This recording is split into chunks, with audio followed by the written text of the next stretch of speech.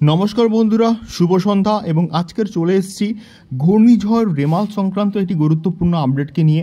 আমরা তো অবশ্যই এই ভিডিওর মধ্যে ঘূর্ণিঝড় রেমালের একটা লাইভ ট্র্যাকিং করব, কিন্তু সবার আগে কিছু আপডেট দেব।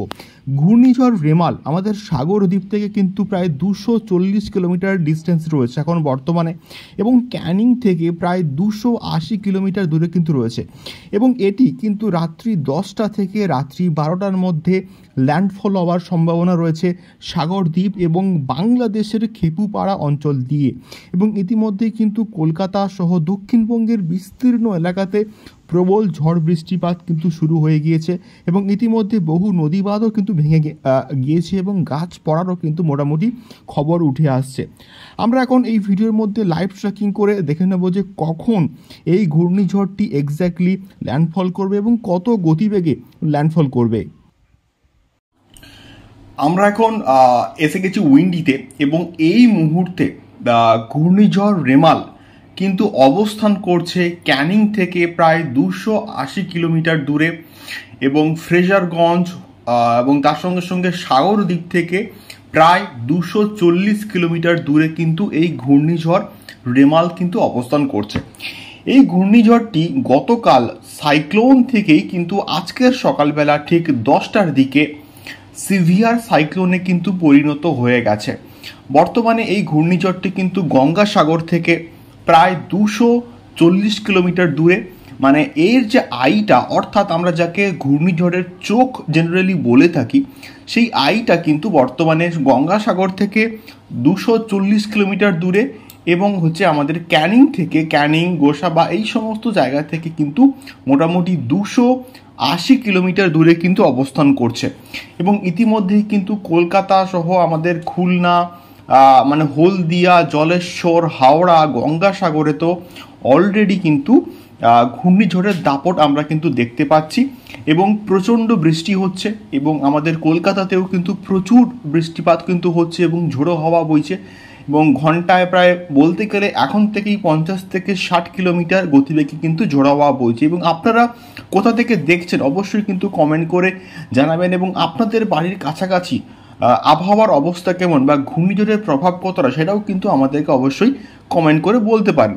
তো আমরা এই মুহূর্তে ঘূর্ণিঝড়ের লাইভ ট্র্যাকিংটা করব এবং দেখে নেব বর্তমানে ঘূর্ণিঝড়টি কিন্তু রয়েছে এই হলদিবাড়ি এলাকাতে, অর্থাৎ ঘূর্ণিঝড়ের মেন আইটা কিন্তু অবস্থান করছে কিন্তু মোটামুটি গঙ্গাসাগর থেকে 240 কিলোমিটার দূরে। এখন এটা আবহাওয়া দপ্তরের যে আপডেট সেই অনুযায়ী কিন্তু এই ঘূর্ণিঝড়টি কিন্তু ল্যান্ডফল করবে, মানে এর যে আইটা সেটা কিন্তু অতিক্রম করবে, সেটা হচ্ছে রাত্রি 10টা থেকে রাত্রি 12টার মধ্যে।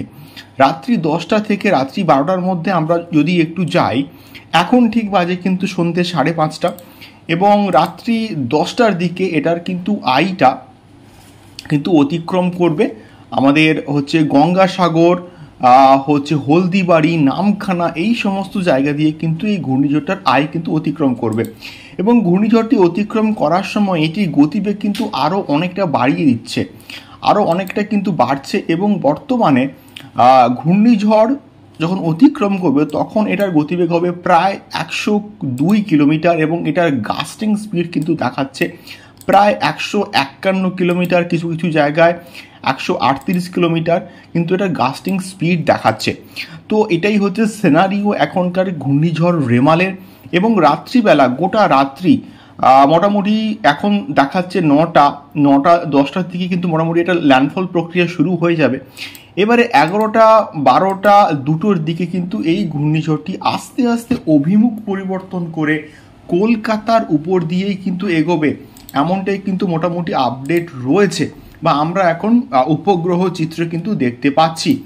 এবং এখন যদি আমরা একটু ভোরবেলার দিকে ওই 5টার দিকে, এই ঘূর্ণিঝড়টি কিন্তু কলকাতার ওপর দিয়েই কিন্তু যাচ্ছে, অর্থাৎ গতিপথ কিন্তু আরও অনেকটা পরিবর্তিত করেছে, এবং এটার আইতে স্পিড কম থাকলেও এটার যে বায়ুর যে ঝাপটা, সেই ঝাপটাটা কিন্তু মোটামুটি চারিদিক থেকে কিন্তু আসছে, এবং এর মধ্যে কিন্তু জলেশ্বর বলি, খড়গপুরও কিন্তু মোটামুটি এটার প্রভাব পড়তে চলেছে। এইবার বিষয়টা হচ্ছে এটা তাহলে কালকের সোমবার দিন কিন্তু এই ঘূর্ণিঝড়টি আরও অনেকটা কিন্তু তাণ্ডব দেখাবে এবং এই সময় সোমবার ঠিক 1টা অবধিও কিন্তু ঘূর্ণিঝড়ের দাপট, আমরা যাকে বলি গাস্টিং স্পিড, কিন্তু কলকাতাতে, কোলাঘাটে, হলদিয়াতে, খড়গপুরে, নামখানায়, ফ্রেজারগঞ্জ, হলদিবাড়ি, গোসাবা, শ্যামনগর, তারপরে মংলা, খুলনা, সাকিরা, চন্দননগর, হাবড়া, এই সমস্ত জায়গাতেও কিন্তু ঘূর্ণিঝড়ের দাপট কালকেও কিন্তু থাকতে চলেছে। যেহেতু ঘূর্ণিঝড়টার আমাদের কলকাতার উপর দিয়ে যাচ্ছে, তো সেই কারণে কিন্তু এই বিপদটা কিন্তু আমরা দেখতে পাচ্ছি। অর্থাৎ কালকেরও সারাদিন বলতে গেলে কিন্তু ঘূর্ণিঝড়ের দাপট কিন্তু চলতে থাকবে। এবারে কালকের বিকেলের পর থেকে কিন্তু আবহাওয়ার একটু পরিবর্তন হবে এবং তার সঙ্গে সঙ্গে আমরা যদি দেখি বৃষ্টিপাত কেমন হবে, তাহলে সেক্ষেত্রে আমরা কিন্তু দেখব কলকাতা সহ বিভিন্ন জায়গাতে কিন্তু বৃষ্টিপাত প্রবল পরিমাণে হতে চলেছে, কিন্তু বৃষ্টিপাত হতে চলেছে এবং কিছু কিছু জায়গায় 56 মিলিমিটার বৃষ্টি দেখাচ্ছে। এবং আমাদের কলকাতাতে যদি কালকের দেখি, কালকের কিন্তু কলকাতা জাস্ট ভাসিয়ে দেবে এবং তার সঙ্গে সঙ্গে এখনই কলকাতায় কিন্তু বৃষ্টিপাত শুরু হয়ে গিয়েছে। অর্থাৎ এর পরবর্তীকালে যত রাত বাড়বে কলকাতার দিকে এই ঘূর্ণিঝড়টি কিন্তু এগিয়ে আসবে এবং ম্যাক্সিমাম যে বৃষ্টিটা কলকাতায় কিন্তু হবে ভোরবেলাতে, অর্থাৎ 1টা থেকে 2টোর মধ্যে কিন্তু এই ম্যাক্সিমাম যে বৃষ্টিপাতটা কিন্তু হতে চলেছে। 4টের দিকেও কিন্তু কলকাতায় বৃষ্টিপাত হবে, তারপরে 6টার দিকে, 9টার দিকেও কিন্তু প্রবল একটা বৃষ্টিপাত কিন্তু হবে এবং তার সঙ্গে সঙ্গে 11টা, 12টা, 2টোর দিকে কলকাতায় প্রবল বৃষ্টিপাত হবে এবং 3টের দিকেও কিন্তু প্রবল বৃষ্টিপাত হবে এবং রাত্রিবেলা 5টা মানে বিকেলবেলা 5টা থেকে 6টা অবধি প্রবল বৃষ্টিপাত কিন্তু চলবে কলকাতাতে। অর্থাৎ কালকের সোমবার 27 তারিখ কিন্তু এই প্রবল একটা বৃষ্টিপাত কিন্তু চলতেই থাকবে সারাদিন ধরে এবং তার সঙ্গে সঙ্গে ঘূর্ণিঝড়ের যা দাপট সেটাও কিন্তু কালকের সারাদিন কিন্তু চলতে থাকবে এবং প্রবল বৃষ্টিপাতও কিন্তু চলতে থাকবে। তো এটাই হচ্ছে মেনলি এখনকার ঘূর্ণিঝড় রেমাল সংক্রান্ত আপডেট এবং আমরা আজকের রাত্রির অবধি কিন্তু এই ঘূর্ণিঝড় রেমাল সংক্রান্ত আপডেট দিতে থাকবো, লাইভ ট্র্যাকিং করব। আপনারা অবশ্যই সঙ্গে থাকুন এবং চ্যানেলে নতুন হলে একটু সাপোর্ট করুন, একটু সাবস্ক্রাইব করে আমাদের সঙ্গে থাকুন।